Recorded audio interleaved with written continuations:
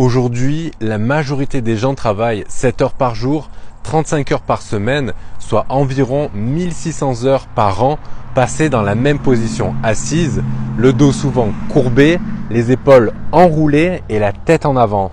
Pas étonnant d'entendre la plupart des gens se plaindre de douleurs lombaires, de douleurs cervicales, de migraines, de tendinites, voire même d'autres problèmes liés à une mauvaise posture.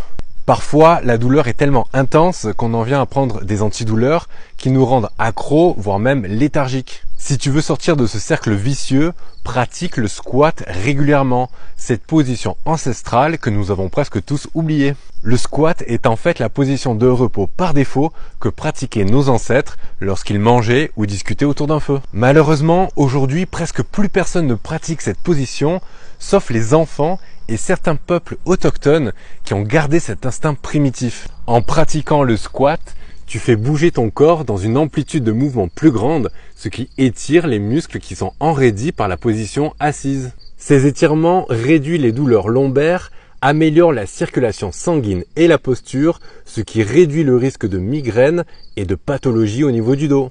En pratique, mets-toi en squat le plus souvent possible dans la journée. Le but est d'accumuler un maximum de temps passé dans cette position. Petite astuce, pour suivre ton temps de pratique et tes progrès, déclenche un chronomètre à chaque fois que tu te mets en position de squat et note ton temps accumulé à la fin de la journée. Par exemple, le matin au réveil, inclus le squat dans ta routine d'étirement et maintiens la position 30 secondes à 1 minute ou plus si possible. Pendant ta journée de travail, fais une pause toutes les heures pendant laquelle tu vas te mettre en position de squat pendant 30 secondes à 1 minute ou plus. Et le soir, au lieu de traîner sur ton téléphone, avachi sur ton canapé, mets-toi en position de squat et essaie de tenir le plus longtemps possible. Si tu n'arrives pas du tout à tenir cette position, c'est probablement que tu manques de mobilité au niveau des hanches, des chevilles ou des lombaires. Pour t'aider, au début, tu peux surélever tes talons à l'aide de planches ou de livres. Tu peux aussi te tenir à un mur, un meuble ou un arbre pour éviter de tomber en arrière.